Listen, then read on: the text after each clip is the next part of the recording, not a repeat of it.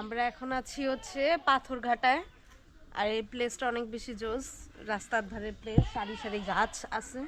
আমরা এখন নাস্তা করতে করতে কুয়াশা গেছে গা, এখন হচ্ছে রোদ উঠে গেছে।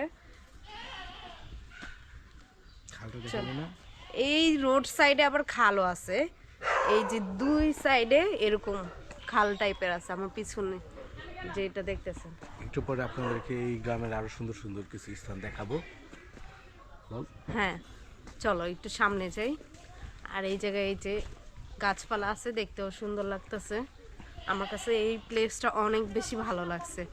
আর এখানে সাইডে খেজুর গাছ আছে, ডাব গাছ আছে। আর ডাব গাছগুলো এত ছোট ছোট, অনেক সুন্দর।